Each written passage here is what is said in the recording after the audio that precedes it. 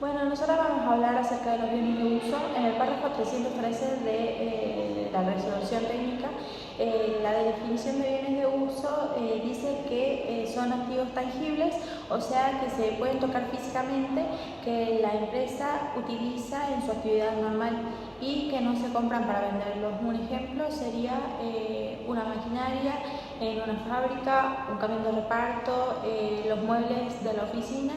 Y estos además deben de usarse por más de un periodo, es decir, no es algo que se consume enseguida como lo sería la mercadería. Incluye también bienes que están en proceso de construcción, como por ejemplo un edificio que la empresa está construyendo para usar como oficina. Luego tenemos a los activos biológicos usados en la producción, como las vacas lecheras o los viñedos. Estos serían los que no se van a vender como mercadería. Luego tenemos a los bienes destinados a locación o arrendamiento. Por ejemplo, una empresa que tiene un galpón y lo alquila, pero no lo clasifica como propiedad de inversión. Y excluye los inmuebles que se consideran propiedades de inversión cuando tienen solo para generar renta o ganancia de capital. Luego también excluye bienes de uso clasificados como activos mantenidos para la venta, si la empresa ya decidió venderlos, activos similares que están regulados en otra parte de la norma. Y luego pasaríamos a lo que sería el reconocimiento, que está en el párrafo 314. El reconocimiento de bienes de uso, un bien se reconoce como un bien de uso, es decir, se lo registra en la contabilidad dentro de este rubro cuando cumple tres condiciones. Primero, coincide con la definición del párrafo 22, que es la definición del activo en general, y el párrafo 313, que es el bien de uso en particular. Luego, su valor se puede medir de manera confiable, o sea que no hay dudas de cuánto costó y es probable de que genere beneficios económicos futuros para la empresa. Por ejemplo, que la maquinaria sirva para producir productos que luego se venderán. Bueno, ahora pasamos a su medición inicial, que en el párrafo 315 nos dice que la medición inicial del bien de uso se da cuando se registra por primera vez ese bien. Hay distintas formas según cómo lo obtuvo la empresa.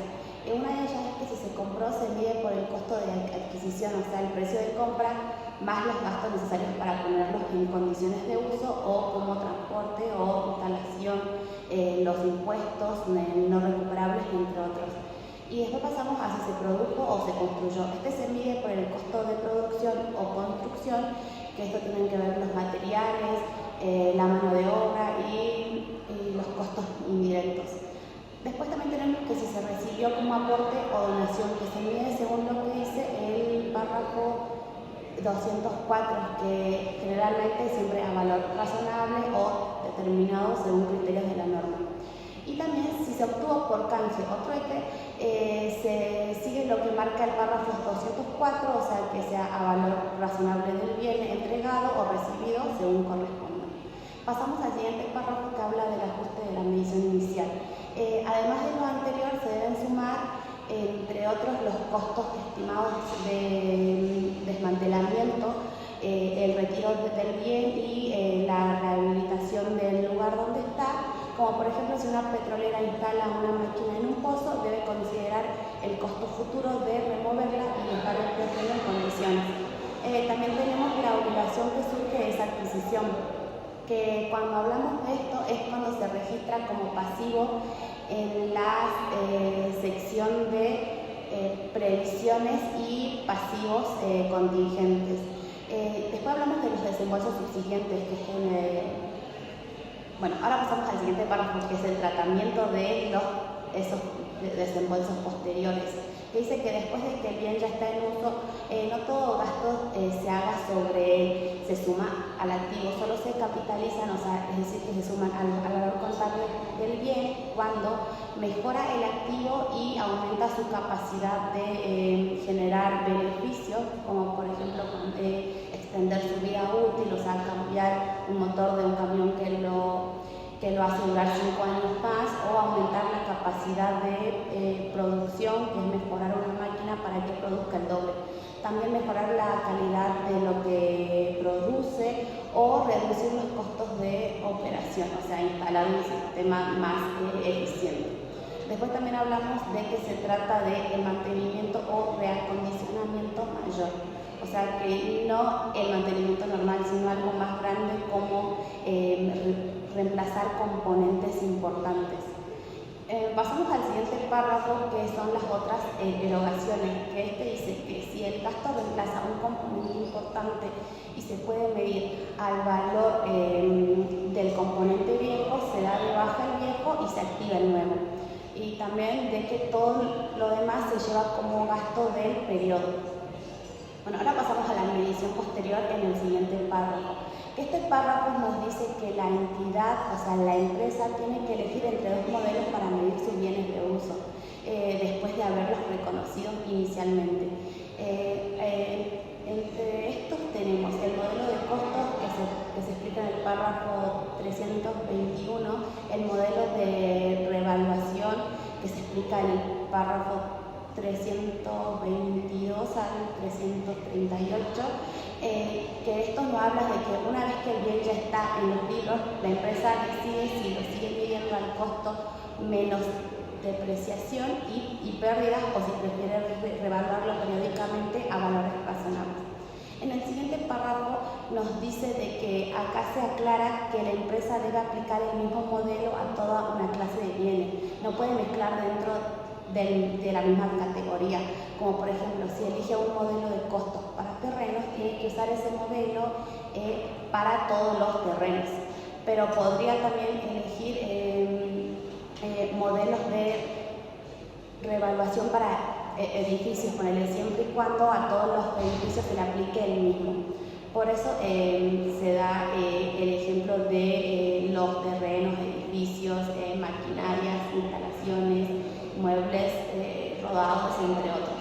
También se incluyen los activos biológicos que sirven como medio de producción, como por ejemplo las vacas lecheras usadas en la actividad de la empresa. Pasamos al siguiente párrafo, que nos explica cómo funciona el modelo de costos. Los bienes de uso se miden al costo original menos la depreciación acumulada, que es el desgaste por el uso o el paso del tiempo, y también menos las pérdidas por desvaloración, que si el valor del mercado cae por debajo de lo que figura en los libros.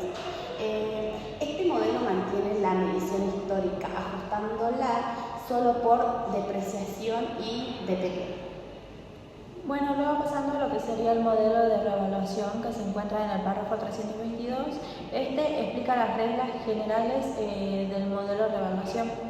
El bien se mide por su valor razonable, es decir, cuánto valdría en el mercado en el momento de revaluación, restando la depreciación acumulada y las pérdidas. Luego, para calcular ese valor razonable hay que seguir lo que dicen los párrafos 117 a 122. La empresa tiene que revaluar con suficiente regularidad para que los valores no se alejen demasiado de la realidad del mercado. Si revalúa un activo, tiene que revaluar todos los activos de esa misma clase, por ejemplo, todos los edificios. La idea es reflejar en los estados contables un valor más actualizado y cercano al real. Luego, pasando al siguiente párrafo, este habla de cómo registrar un aumento de valor al aplicar la revaluación. Si antes no hubo pérdidas reconocidas en los resultados, el aumento se manda a saldo por revaluación, que va en el patrimonio como resultado diferido. Si antes hubo pérdidas reconocidas entonces primero se compensa ese aumento en los resultados hasta cubrir esas pérdidas, solo lo que exceda va a saldo por revaluación. Y luego habla de lo contrario, o sea, lo que sería una disminución del valor en un activo revaluado. Si no existe un saldo por revaluación, la pérdida va directo a resultados, y si existe un saldo por revaluación, primero se descuenta ese saldo hasta agotarlo, y si queda un remanente, recién ahí se pasa a resultados. Esto lo que hace es proteger los resultados.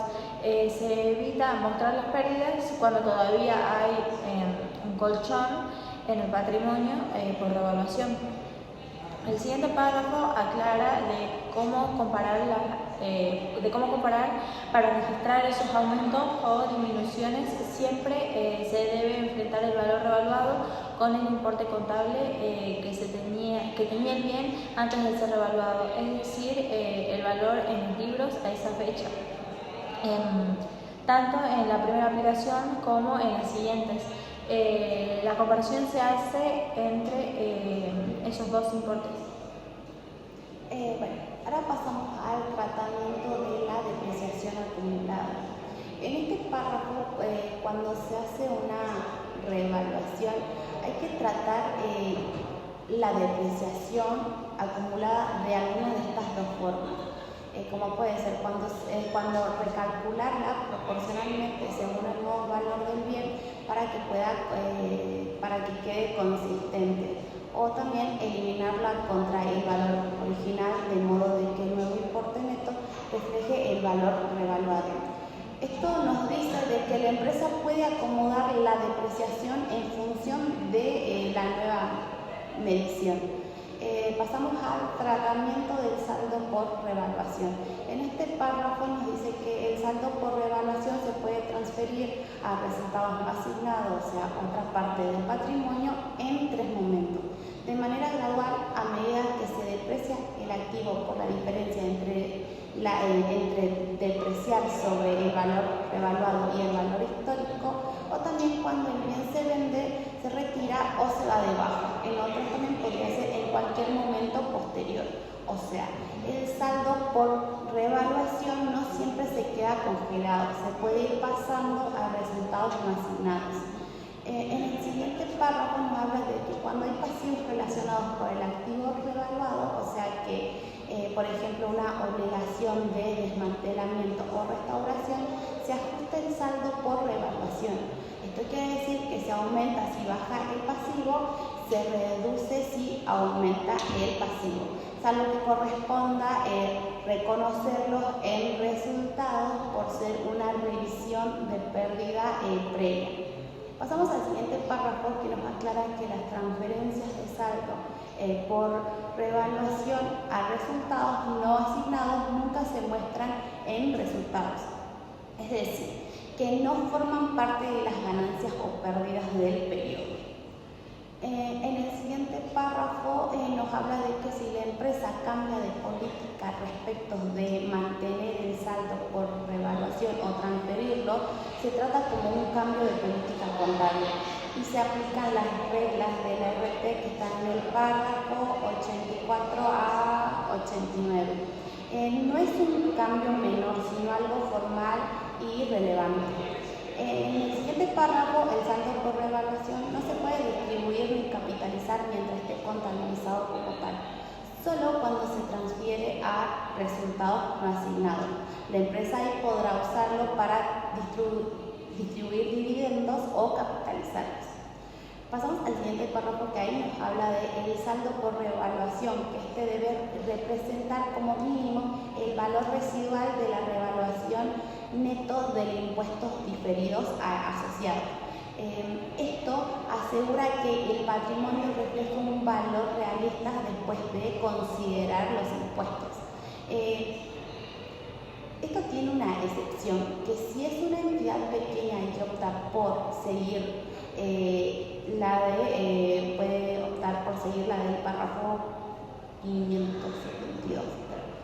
En el siguiente párrafo, la empresa debe calcular la porción del saldo por revaluación contenida en el valor residual de los bienes revaluados para distribuirlos cuando corresponda. Esto significa que el saldo de revaluación debe irse ajustando en función de la vida útil y consumo del bien.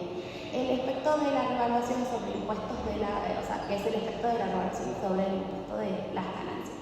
En el siguiente párrafo nos habla de que cuando una empresa revalúa un bien de uso, la medición contable cambia y puede diferir de la base impositiva, o sea, el valor que reconoce AFIP para calcular los impuestos. Este desfasaje genera impuestos diferidos. El párrafo nos dice que la empresa debe contabilizar y mostrar esas diferencias de acuerdo con lo explicado en los párrafos de 559 a 599, donde se regulan los impuestos diferidos. En el siguiente párrafo nos habla que indica cómo imputar los efectos impuestos diferidos generados por la revaluación, que cuando aumenta el pasivo por impuestos diferidos, ese aumento se resta al saldo de la revaluación, o también cuando ese pasivo reduce por la revisión de la diferencia temporaria, se reconoce como resultado del ejercicio.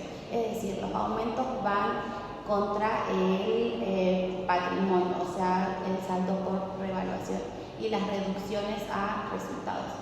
Cuando pasamos al siguiente párrafo, si la empresa decide transferir el saldo por revaluación a resultados no asignados, esto debe hacerlo neto de impuestos diferidos, o sea que no puede pasarlo bruto, sino después de descontar el impuesto correspondiente. Bueno, pasando a lo que serían los requisitos para contabilizar las revaluaciones, para que la revaluación sea válida debe estar aprobada por el órgano de administración de la empresa, ya sea el directorio, la gerencia, el consejo, según corresponda. El órgano de administración solo puede aportar los estados contables con los bienes revaluados si se cumplen tres condiciones. Primero, que haya documentación de respaldo adecuada de la medición, que exista una política contable escrita y aprobada donde se explique qué método y qué técnica de evaluación se usó, y que haya mecanismos de monitoreo y control que asegure que la política realmente se aplicó para preparar los estados contables.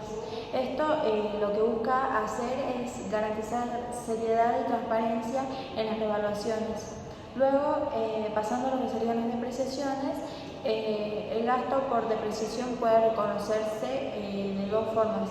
Primero, como un gasto del periodo, o si no, como parte del costo de un activo cuando corresponde incluirlo en costos de producción, construcción o implantación de otro bien. Luego el párrafo siguiente habla de que la depreciación empieza a contarse desde el momento en el que el bien está en condiciones de ser usado, es decir, la puesta en marcha. Para los activos biológicos, por ejemplo, plantaciones o animales, la puesta en marcha es cuando comienza la producción con volumen y calidad comercial. Luego, pasando al párrafo siguiente, este párrafo lo que hace es listar los factores que hay que tener en cuenta para calcular la depreciación de cada bien. Primero, la medición contable del bien, luego su naturaleza, la fecha de puesta en marcha, si hubo una pérdida de valor antes de esa fecha, la capacidad de servicio considerando el tipo de explotación, mantenimiento y posible obsolencia tecnológica o de mercado, que algunas partes del bien pueden desgastarse más rápido que otras, el valor de realización estimado al final de su vida útil, así como también el desgaste ya sufrido, cualquier deterioro extras, como por ejemplo un accidente, entre otros. Esta es una lista completa de aspectos a considerar para calcular la depreciación de manera razonable. Pasando al párrafo siguiente, si se reconoce una pérdida por desvalorización o reversión, hay que calcular la depreciación distribuyendo el nuevo valor contable del activo a lo largo de su vida útil restante. Cuando un activo se adquiere mediante lo que sería el arrendamiento financiero y no está asegurado que el arrendatario obtenga la propiedad, debe depreciarse por el plazo menor entre lo que sería la duración del contrato, su capacidad de servicio. Si aparecen nuevas estimaciones fundadas sobre lo que sería su vida útil, el valor recuperable o el desgaste, entre otros, la empresa debe ajustar las depreciaciones futuras según esas nuevas evidencias. Luego, pasando a lo que sería la comparación con el valor recuperable, indica que para este tema hay que aplicar lo explicado en los párrafos 145 a 175 sobre la comparación de la medición contable con el valor recuperable. Es decir, lo que se debe hacer es verificar que el valor en los libros no supere lo que realmente se puede recuperar. Luego tenemos lo que sería la compensación por desvalorización, pérdida o abandono, que sería que si la empresa recibe compensaciones de terceros por un bien de uso que se depreció, se perdió o fue abandonado, esas compensaciones deben reconocerse como resultado del periodo. Bueno, seguimos a las propiedades de inversión, que este nos habla el primer párrafo de la definición, o sea que las propiedades de inversión son inmuebles, terrenos o construcciones que una entidad mantiene para ganar dinero, ya sea porque los alquila, o sea una locación o arrendamiento, o porque se espera que aumente de valor con el tiempo. O sea, no importa si el alquiler o la compra-venta de inmuebles forman parte o no de la actividad principal de la empresa. Igual se consideran propiedades de inversión si cumplen ese fin. Como por ejemplo, si una fábrica compra un edificio que no usa para su producción, sino que la alquila a otra empresa, ese edificio se convierte en una propiedad de inversión. Pasamos al siguiente párrafo, que nos habla sobre el reconocimiento. O sea que una empresa reconocerá un inmueble como propiedad de inversión si éste cumple con las definiciones anteriores, o también que si su valor puede medirse de manera confiable. Otro sería de que es probable de que genere beneficios económicos en el futuro. Es decir, que no basta con tener un terreno, hay que poder medirlo y que realmente se espere que dé beneficios. En el siguiente párrafo nos habla de la medición inicial, que es cuando se reconoce por primera vez una propiedad de inversión. Este se mide según cómo fue adquirida, o sea que si fue comprada, se mide por su costo de adquisición, o sea que son los precios más gastos vinculados. O que si fue construida por el costo de construcción, si fue recibida como aporte o donación según las reglas de aporte o donación. Si también fueron recibidas en un canje, es según las reglas de trueque o canje. En el siguiente párrafo nos habla de la medición posterior. Después de la medición inicial, la entidad debe elegir un criterio de evaluación. O sea que puede elegir entre el modelo de costos, que es el costo de adquisición menos depreciación acumulada, o el modelo de valor razonable, que es el valor de mercado actualizado. En el siguiente párrafo nos habla de la política elegida, o sea, costo o valor razonable. Debe aplicarse a todas las propiedades de inversión, no se pueden mezclar entre ellas. En el siguiente párrafo nos habla de que si se usa el modelo de costo, se aplican las mismas reglas de depreciación que para los bienes de uso. En el otro párrafo nos dice que si se usa el modelo de valor razonable, la entidad debe seguir las reglas de cómo medir valor razonable o también considerar los ingresos de los arrendamientos vigentes. También pueden registrar la diferencia entre la medición anterior y el nuevo valor razonable en el resultado del periodo, o sea, que impacta directo en ganancias o pérdidas. En el siguiente párrafo, cuando se mide valor razonable, se presume que siempre se puede hacerlo de manera confiable y continua. Excepcionalmente se permite usar el modelo de costos si se adquiere o reclasifica por primera vez un inmueble como propiedad de inversión, también cuando el mercado de ese tipo de propiedades está inactivo, o sea que no hay precios confiables, o también cuando no se puede aplicar técnicas de evaluación como flujos de efectivo descontados. Luego, pasando a lo que serían las depreciaciones, si se usa el modelo de costos, se deben de depreciar las propiedades de inversión igual que los bienes de uso. La comparación con el valor recuperable, hay que comparar siempre la medición con el valor recuperable, lo que se puede esperar con su uso o con su venta. Si la medición supera este valor, se reconoce una pérdida por desvalorización. La excepción está en el caso que ya aclara en el párrafo 146, que es de activos a valor razonable. Luego tenemos lo que serían las compensaciones. Si un inmueble sufre daños, pérdida o abandono y un tercero paga una compensación, por ejemplo un seguro, se reconoce el resultado del periodo cuando el derecho a cobrar sea exigible. Luego, pasando a lo que serían las transferencias, una propiedad de inversión puede reclasificarse a bienes de uso o a bienes de cambio o viceversa, cuando cambie su destino y haya evidencias claras de este cambio. Un ejemplo sería si un edificio que era de propiedad de inversión pasa a usarse como oficina de la empresa, se transfiere a bienes de uso. Otro ejemplo sería si una propiedad que era bien de uso queda vacía y se destina para el alquiler, se transfiere a lo que serían las propiedades de inversión. Si pasa a desarrollarse para vender, entonces se transfiere a lo que serían bienes de cambio.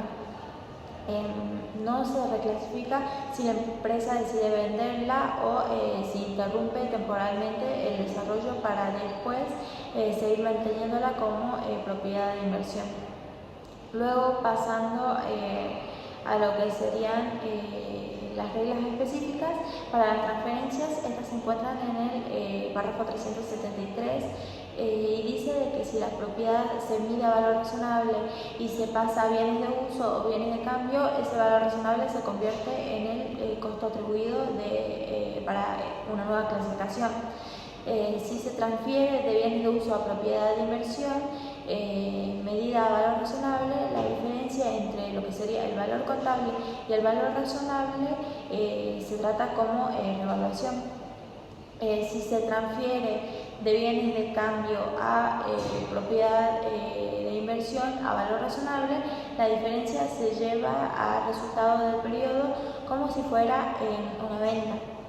Si se termina de construir una propiedad de inversión que se medirá a valor razonable, la diferencia entre el valor razonable y al terminar y el costo contable previo, también lo que se hace es llevarlo al resultado.